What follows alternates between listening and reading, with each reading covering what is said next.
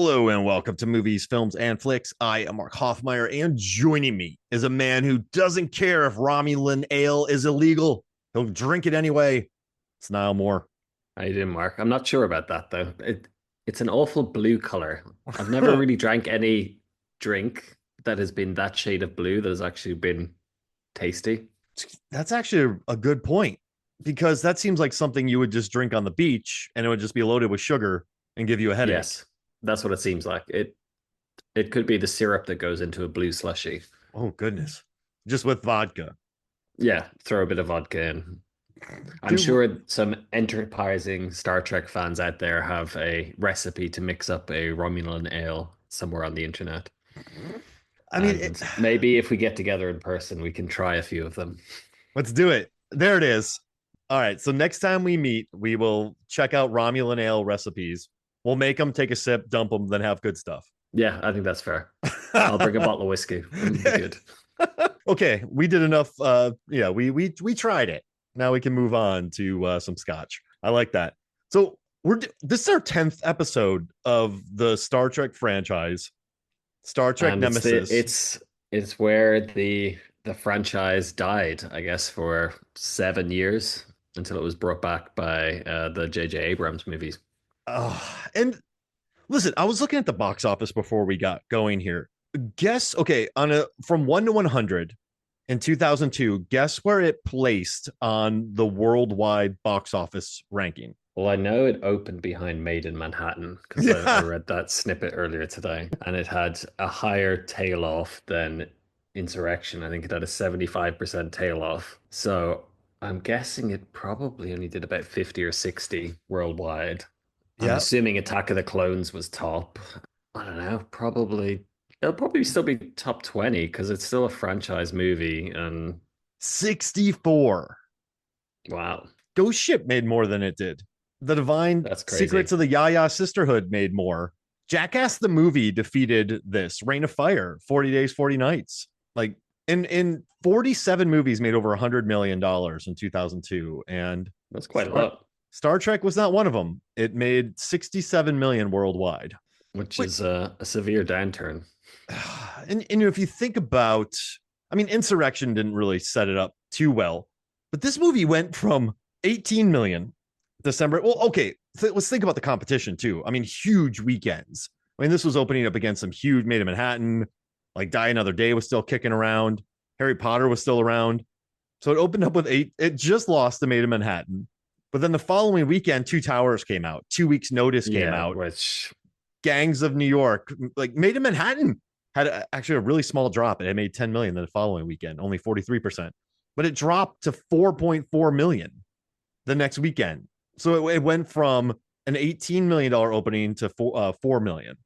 Just a like a cataclysmic drop for a. would it have done better if it didn't have the Two Towers, for example, which is an absolute monster of a tentpole pick? That's a good question because it made 18 and then it made four, then four. So it didn't have that big of a drop off its third weekend.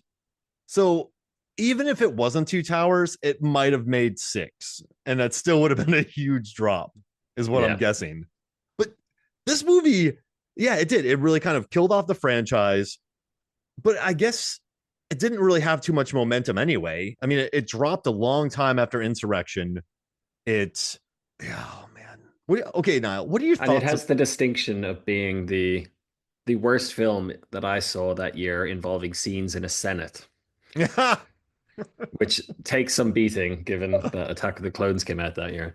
Oh man, but do you like it more than Insurrection? I don't know. Insurrection is kind of meandering and inoffensive and doesn't really do much and is like an overlong episode. And then this, it's got quite a decent setup, and then it just doesn't really do anything with it. No, there's two clones.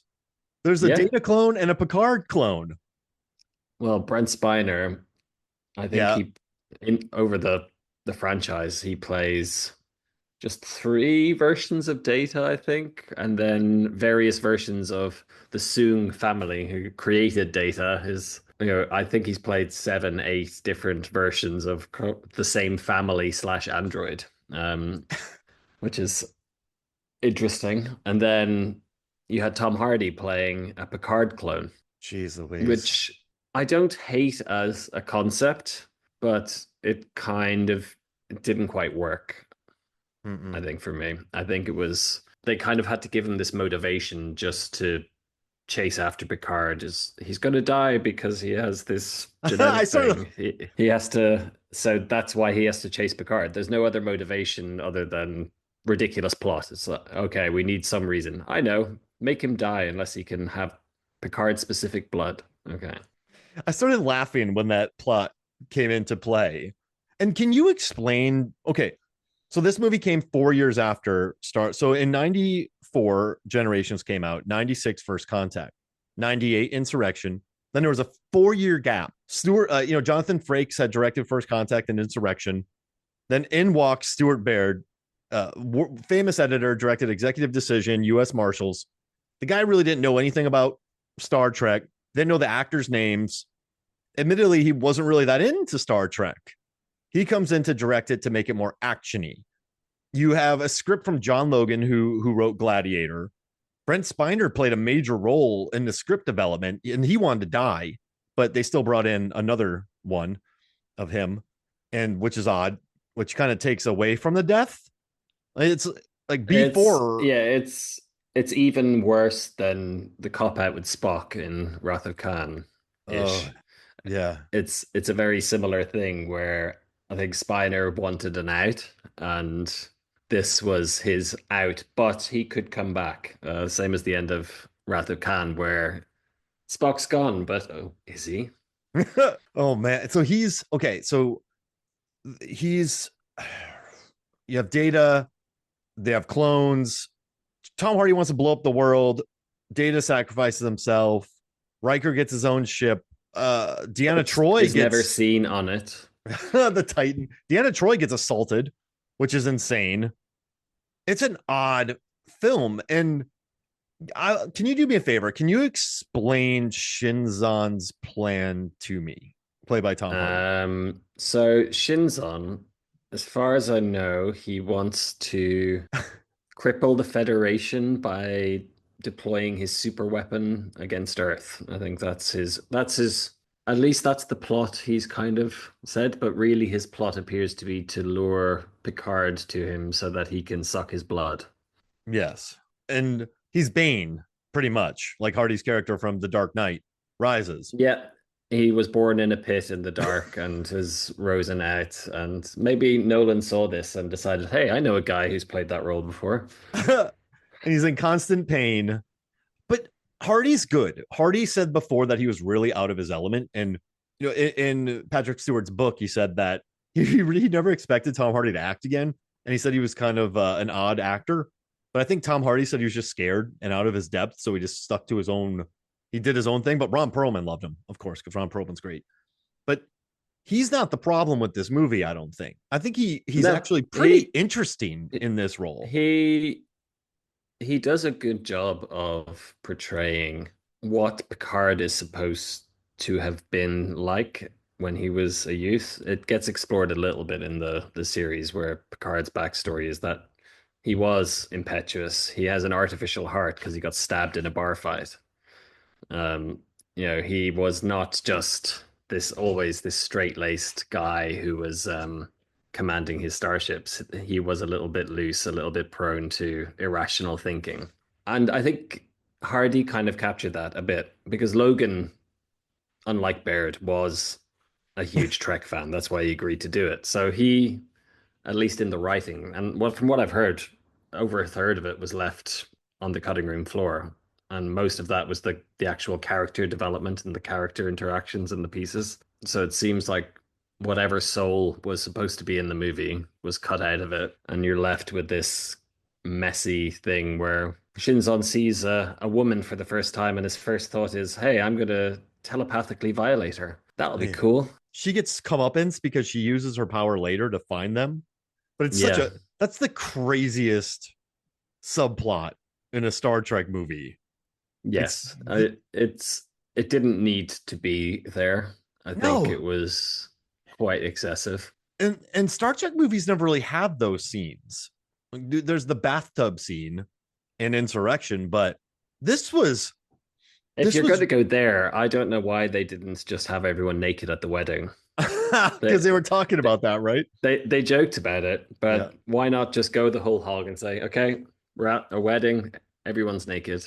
Just a strange subplot. And then, but it does lead to us learning that Riker has incredible grip strength, He which does. is worth noting because so okay, so if you're you probably have watched Star Trek Nemesis, and I'm going through this film for a first time. Niall's watched all these many times before, but I actually messaged you. I'm just going to go back in time. I actually messaged you before I get to Riker's grip strength. Starting this movie, I remember going, I like this. This is fun. I was like, I think I like this more than Insurrection, but then it completely lost me as we went along. But I like the scenes where Tom Hardy has to turn the lights down, and like there's some. I like Dina Meyer's character. There's some interesting beats in how they play this, and then it completely loses me. But what happens is Ron Perlman plays a Riemann Viceroy who is different from a Romulan. He's more of a vampire that grew up on the dark side of the planet in the mines. I guess Tom Hardy baned his way out of there, started he has a huge ship, kills a He ton of people. somehow the Romulans, who have one of the best spy agencies in Star Trek, somehow didn't notice them building this thing right under their noses. Or maybe they did notice, given he did have help to assassinate the entire Senate at the start. Yes. It's like a huge conspiracy to build one of the greatest ships ever that can destroy worlds. They kill the Senate. They get Jean-Luc Picard to go to them. But during this point, Ron Perlman as a Riemann, he has some power where he's like, I don't know what his power is, to be honest. And he's an empath. Like what is he? Some kind of hand wavy telepathy thing. Yeah. I don't. It's never really explained. Okay. So he has hand. What do you call it? Hand wavy telepathy. Hand wavy telepathy thing. Yeah. Telepathy. One of those. He gets Tom Hardy's character to take over Riker's body while Riker is having sex with I his don't think he was taking over Riker's body. It was implanting the image in in her head. her head. So he pops up on top of her. And okay, so this sets up a thing where Riker has to get revenge. So Riker ends up fighting Ron Perlman at the end. And they go full generations again, where a catwalk just falls and is left hanging. But Riker, with one hand, is holding onto a metal bar with Ron Perlman hanging onto his foot. It's impressive. Yeah, he doesn't skip his arm day. He's always working on that. His grip. Yeah, he's always doing the squeeze exercises and the grip strength exercises. I mean, you flick a lot of switches on the Star Trek thing, so maybe you're just constantly working out, and he's super strong. But I do love his grip strength there, and I also love that the Remans are a warrior race, and Jean-Luc Picard starts double wielding blasters, or just single wielding a rifle blaster, and he just wipes them out. They are nothing to Jean-Luc. Well, it was a little bit bright for them. Ah. And they're in the hallway. This is such an odd one, man. I don't even know about the Dune buggy chase because I can live with the Dune buggy thing. I don't know why there was people to chase them, but did Shinzon hire them? maybe. But it makes no sense if Shinzon's goal is just to ensure that he's found and taken aboard. It just seems coincidental, and there was a box to check that said, okay, we're going to do a car chase, which is something that Patrick Stewart is a huge issue with this film. Yeah, he wanted action. It has been shown in hindsight that Patrick Stewart, while a very good actor, does not understand what makes his characters enjoyed by the masses and what his characters should be doing. He seems to think he should be doing all these action beats when actually most fans would prefer to see him give massive monologues.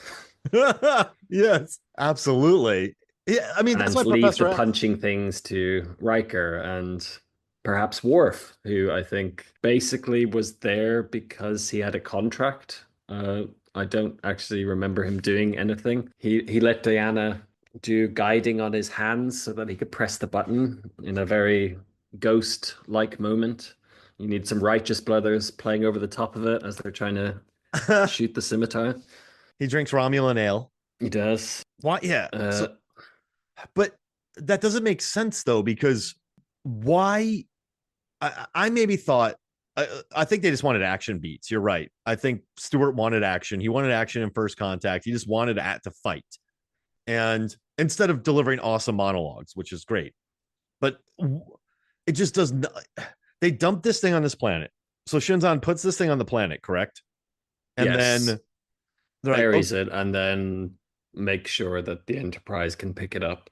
But then I'm not sure what his goal was to ensure the Enterprise actually was the only ship in the neighborhood, because again, the Enterprise was the only ship in the neighborhood who who could go to Romulus and say hello when Shinzon said, "Hey, send someone."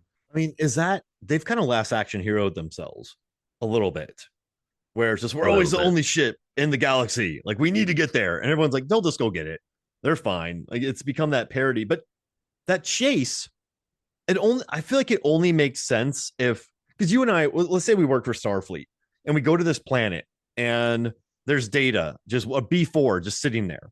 No one's guarding it. We pick it up. Its hand grabs our leg. Both like somehow we all both our legs get grabbed, and then we grab it and we're like, oh, that was kind of easy. There's just a robot sitting here near where we are pinging us. But I Well, guess, to be fair, it has happened before. oh, okay, got it. It's happened before. And has it This ended to good or bad things? it ended poorly. He was evil. And It which was one was this one? Data. That was Data's evil brother. Wait.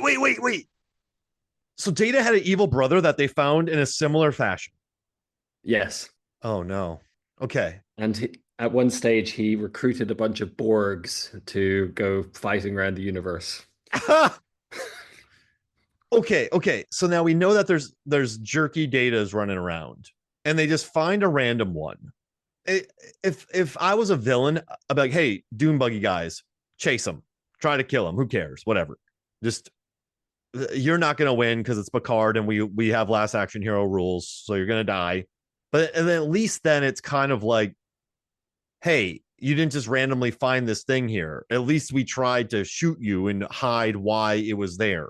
But then they never say that. The Dune buggy baddies just chased our guys, and Worf and Data just light them up. So okay, so then when Data gives all of his memories to B4, does he not remember that he has an evil brother?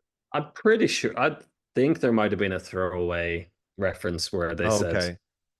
Is it lore?" It's like, no, it's not him. He's disassembled." Oh, but then there's just another one randomly laying around. Yeah, and it is an important piece of tech because nobody's been able to replicate it. So finding another one is a good scientific discovery. Got it. But Data uploading his memories into it is probably not the best idea. So then it immediately gives Shinzon data for everything from Data, but then they corrupt it. Yeah, And it's the equivalent of, so you find a USB stick in the ground and you just plug it into your computer and just raw dog it. I don't care what happens. Bloop. And oh my gosh, you just you just raw dog the USB stick. So Data raw dogs B4 with Data. I know we're walking through. I know I don't typically walk through every film step by step, but this one, it's just I want to get there, Niall. So then we meet. Okay, we meet Hardy Shinzon, Yeah, they have a dinner. It's all very civilized and and then chatty. he immediately sexually assaults Deanna Troy. But then he's kind of like, oh, hey, I'm kind of cool. Like, hey. So why even have the niceties in the beginning when you have them there on your ship and your ship is way more powerful than his, than Stewart's, or I'm sorry, Picard's.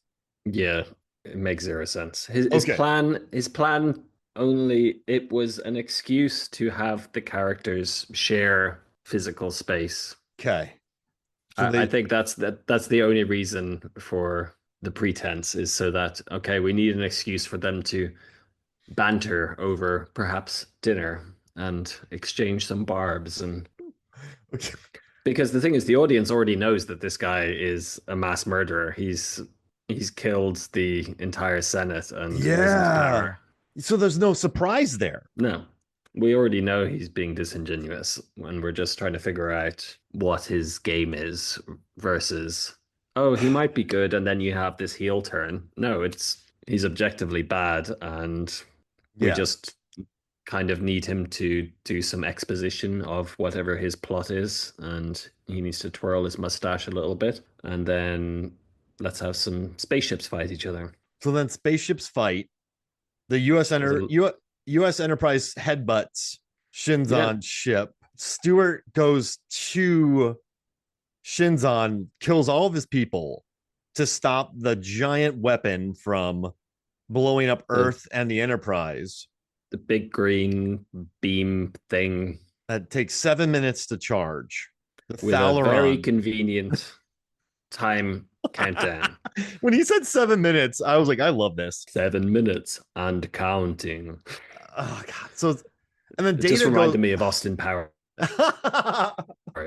the guy in the control room. 6 minutes and counting. So Data jumps over there, sacrifices himself. Which at Was least cool. that's cool. That Yeah. makes use of the fact that Data is in fact a machine and doesn't need oxygen. It's like, okay, he can do that without a spacesuit. That's a cool little action beat. That's probably the best beat of the movie. And I think the best looking scene is where Shinzon in his throne room with the light down. They really did a good job with Yes. shadows there. That's a well lit scene. And the Remans look cool. I like the vampire look of them. Data dies. But then there's B4. Riker gets his own ship, and Romulans want peace talks. And that's Yeah, and that's kind of it. Yeah. what sick. What did And there was the bit where the Romulans who were siding with Shinzon to assassinate their entire government suddenly decide, hey, we don't actually like this guy. We're going to go and join you, Picard, not this other guy. That's a classic whoops moment when, hey, Shinzon, let's get him to take care of some business. And then, what did we do? Like, I love Was oops the moments. Joker in Dark Knight. Yeah, exactly. Yeah, sure. Then oops. Yeah, that was a bad idea. So they oops it. Probably shouldn't have done that. Dina Meyer shows up. I like her. Starship Troopers. I'm always a fan of Yeah. having Dina Meyer around. They show up to help. They totally kind of clean their slates because no one's going to know what they did, presumably. So they're all right. And because they're like, we're going to buy you a beer later. And I'm like, yeah. So they murdered with Shinzon. And the thing is, nobody external is going to know the ins and outs of what happened either. So Picard doesn't know exactly what went into it. He just knows, oh, this Shinzon character has risen to power. They don't exactly publish it over the thing. Hey guys, I just murdered the entire Senate. I'm in charge now. They do a huge oopsie. It was a And big oopsie. then we have a movie where Earth is going to be destroyed. And it's not. And we never really got to even see Earth. So it wasn't really under threat at all. It ended up being the Enterprise bumped into the scimitar and then they're like, ah, screw it. Let's just try and kill the Enterprise.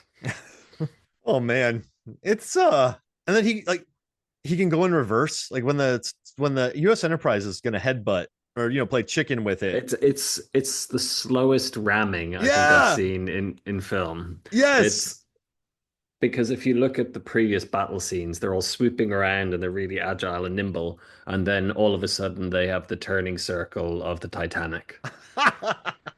Yeah, it's wildly nimble and it's flying all over the place, lighting up all of the Romulans and the Enterprise. And it could have just gone in reverse. That'd have been a really funny chase scene where the Enterprise is just trying to whack the Tom Hardy ship, but it just keeps going in reverse faster than what they can do.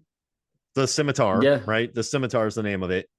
But it's what were they? Okay, Niall, we've talked about this with Baird and but what were they thinking here? Well, I think they were thinking got an Oscar nominated screenwriter, an Oscar nominated editor who's trying his hand at directing. Yeah. And let's and change it everything and do script and rewrites. yeah, it just did not pan out at all. Jeez Louise. Now, you know what's crazy about not what crazy, but I think only one of the next gen films are subjectively, or for me, this is subjective, but I think one of them are good. Like one is good. Yeah, First Contact. Yes. Like First Contact is a good film. Star Trek Generations is not. Star Trek Generations Insurrection, is mediocre. media, Insurrection is mediocre. Nemesis is media. mediocre to bad. Yeah. And it's the one good one is First Contact. But if we're looking at the old school, Star Trek the Motion Picture, I'm going to call it mediocre. I don't care. Wrath of Khan, Yeah, I think that's fair. Wrath of Khan is excellent. yeah, excellent. Okay, so we'll do the excellent scale. We'll do bad, good, excellent. No, bad, mediocre, excellent. Wrath of Khan, excellent. Star Trek Search for Spock, good. It's a good movie. Yeah, it's good. I like it. Voyage Home, I don't care. Excellent. Love it. Yeah, I agree. It's my favorite, probably. People are going to hate me for saying this, but Final Frontier is bad. But I like it. I like it more than the three next gen films that I do That's not like. interesting. It Because is bad, though.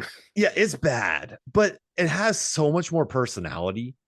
It's just the scene with the beans, and I like the idea of I'm going to raise a cult and go to an alien, a god. Oh wait, no, it's just an alien who tricks Oops. us. Yeah, oops. Yeah, I don't know. For some reason, I like that concept, and I like what does also the. Let's get this straight. Most Generations, Insurrection, and Nemesis don't have. What would God need? A God need with a starship? Like I that's have just rewatched Nemesis this afternoon, and I'm not sure I can remember a single line from it. no, me neither. None. Well, I know the Romulan ale one, but there's and then Undiscovered Country. I'm going to say it's excellent, just on our scale. It is So, definitely. like, I think Star Trek, the OG series, they went 4 for 6, and Which is good return for a franchise.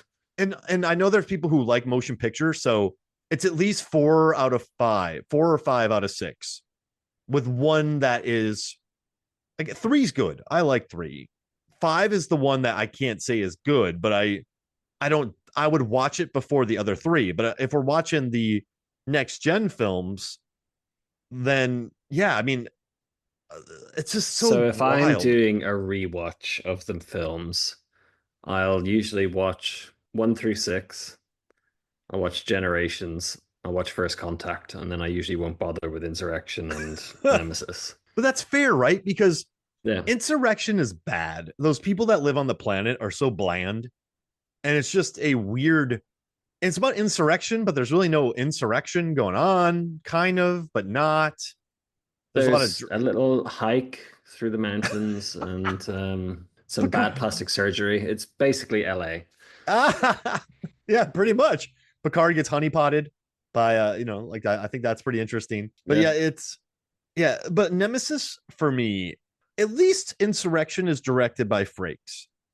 So at least Pilar and Berman also worked on Star Trek as well. So Yeah, I think Nemesis, well, was Gates McFadden even on screen in it? I don't know. Worf was basically not used. Geordi was basically not used. Riker had a bit to do. He got to have a fight. Picard had lots to do. yeah, it's not a You Star might Trek. it would have worked a lot better if they'd had Riker gone. And instead of these Romulans coming in, Riker can swoop in on his new ship to help save the day. And then he can still get disabled. And like the other ship did, it's like Dina Meyer's like, oh, our engines are done. We can't help you now. But that will be more like Sulu in Undiscovered Country, where Sulu's like, right, the captain's in trouble. I'm going to go to the rescue. That was awesome, by the way. I love that scene. I love that. I love when he goes off. Sulu does. He's a great captain. But I just think, like, nothing against Logan, very good screenwriter. But I think having Stuart Baird there, he's just not a Star Trek guy. And so, Well, he's not a director. He directed editor, 3 films. This is the last of.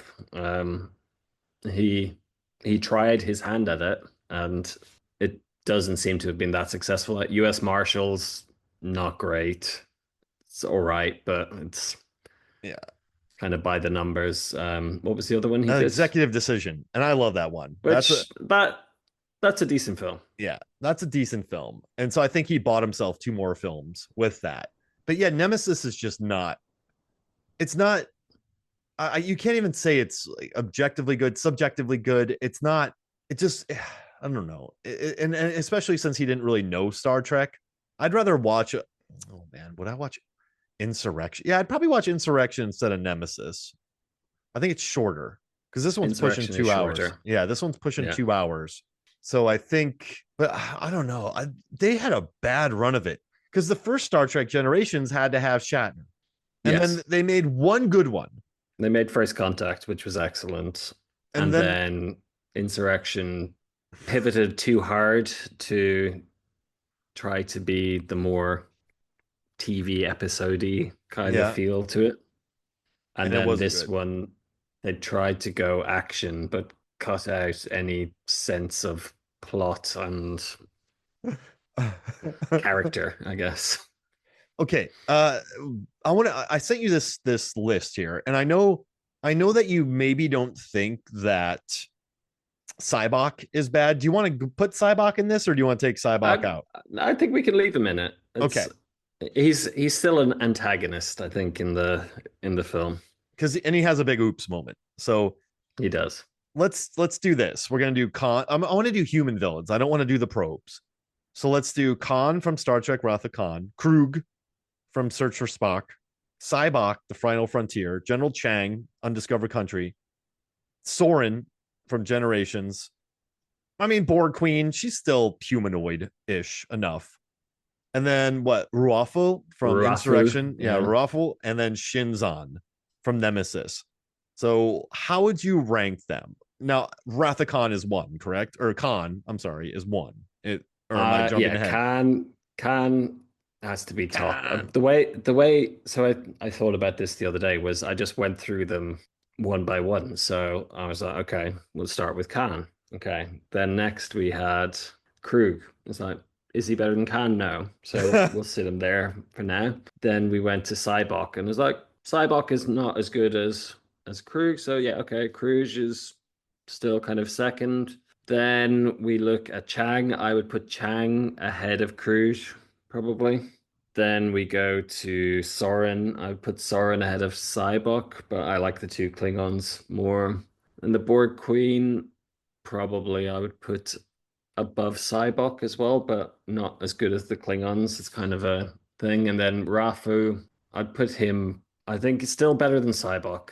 I'd just really, I think Cybok's going to be the bottom, Okay. and then Shinzon, I would put below the Borg Queen.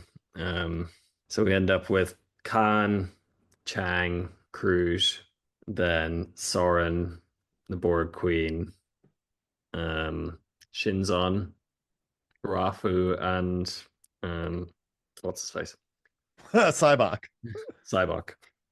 I mean that's a good list. I mean, the top two are easy, I think. Yeah.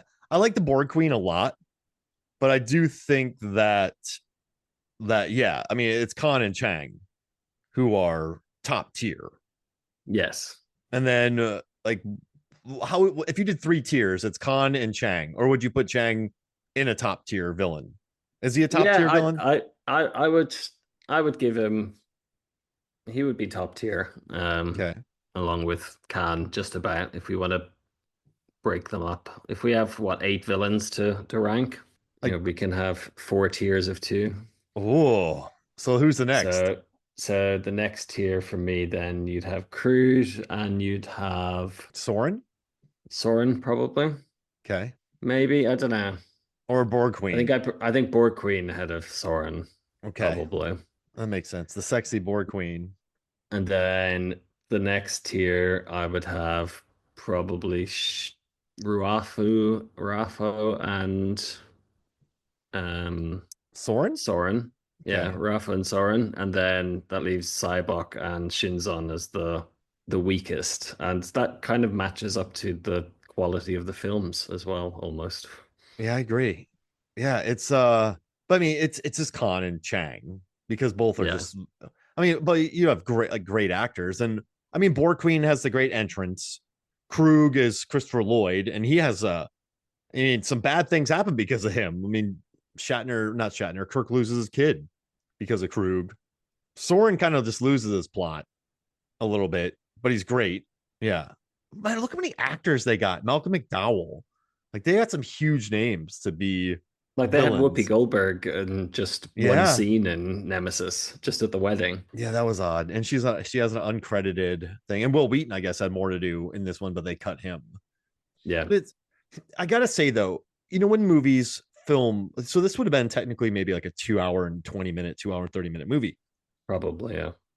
No one wants to watch that. Like Star Trek movies, I don't know if they have maybe the JJ ones, but you don't need that epic scale for a Star Trek film. Call me wrong here though. I mean, 2 hours is fine, Well, but look at motion picture. I think oh the gosh. director's cut is what, 2.5 hours. Yeah, that's a long one.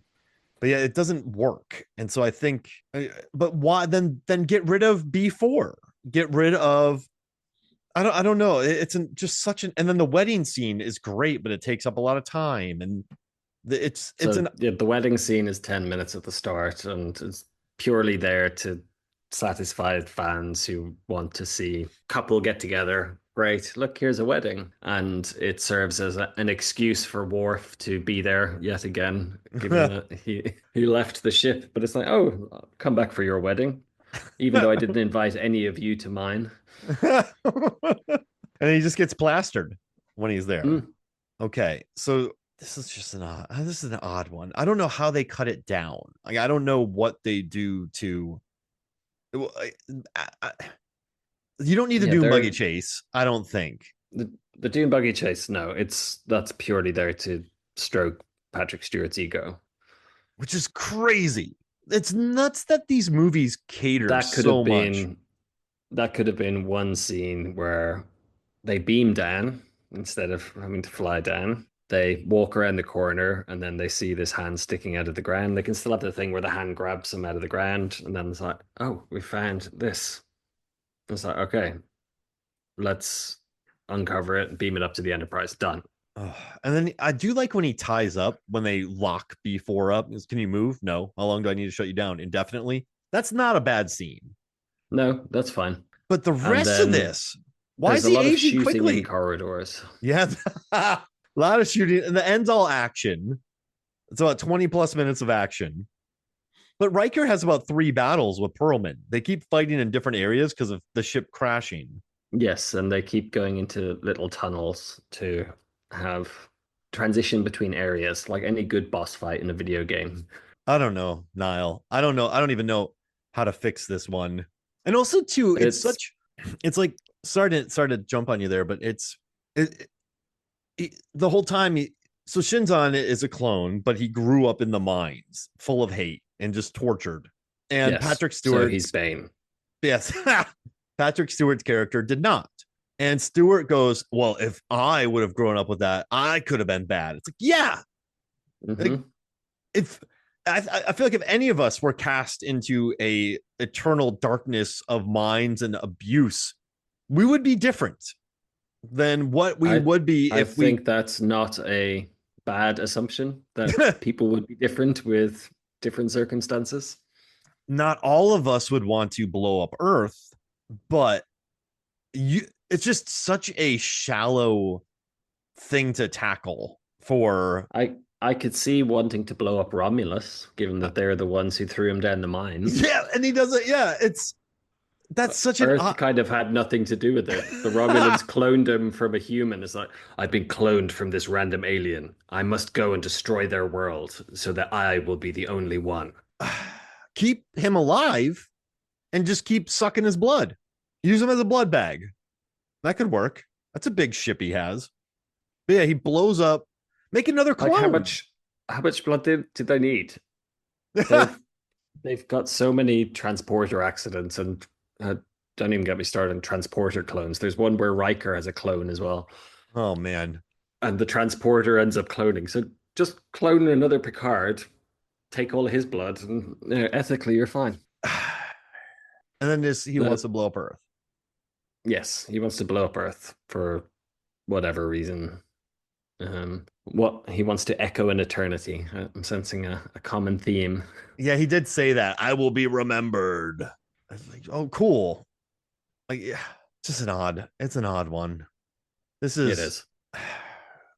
Khan, when he goes too far, some of his people are like, hey, man, like, this is a lot. And also in Like, Insurrection, don't some of the people go, ooh, like well, I didn't sign up to like kill them. I thought we were just moving them. yeah, exactly. Like, we're doing that. I don't want to do that.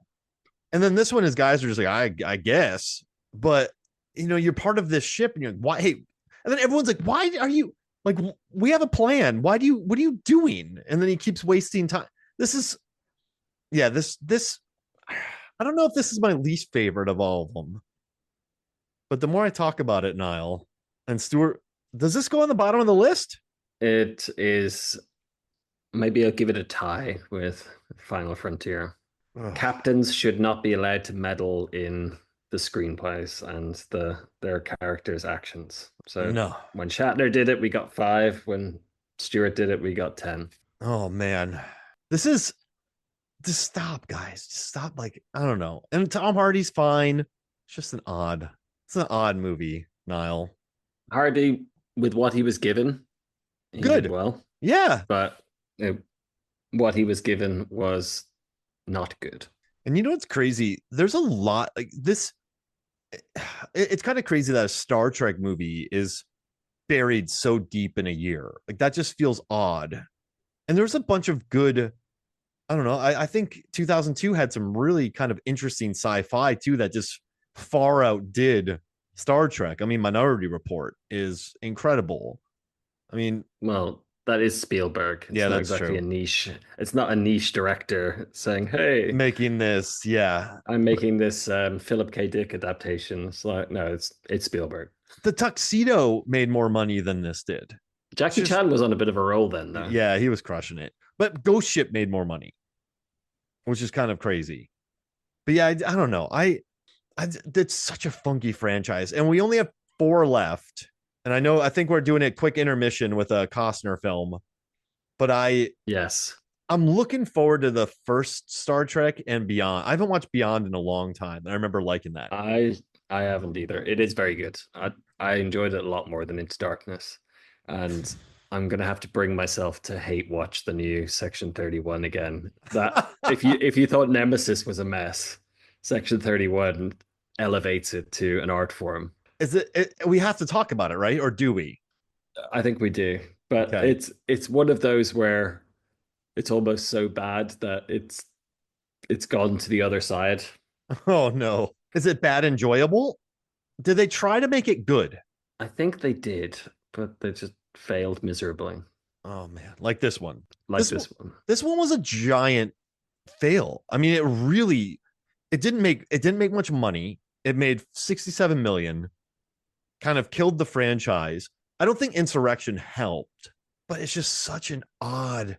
It's crazy how much talent you have and how many people know these movies. And then this happens. That's why, but you know what? That's kind of why I love Hollywood. I was reading recently, I love Black Bag. I've watched it twice. People are going, oh, it rekindled my love of cinema, which is kind of Interesting. odd because, if you love cinema, you just know all the bumps and bruises. And I think why I love cinema is because of these Star Trek films. It's a business with egos, and you go into production without finished scripts. Even though there's tons of people working on it, it turns out poorly. I think that's why Hollywood is interesting sometimes because it can churn out stuff like Star Trek Nemesis. Like I kind of love that, if that makes sense. So it's just kind of endearing, these Star Trek franchises, how up and down they are. It's really Well, the next one's an up. oh yeah, yeah. I enjoyed Star Trek. Um, but yeah, Section 31 is the lowest rated on Rotten Tomatoes, even below The Final Frontier, and it has Oh, a 16% audience score. geez Louise. It's a full-on stinker. Is there any campfire singing, like beans or any of that? There is actually. Really? There there there is a scene around some kind of rudimentary fire-based cooking. Oh, I love that. Good cast too. Yeah. Casting was not the issue. The movie It was. rarely is with Star Trek. Yeah, that makes sense.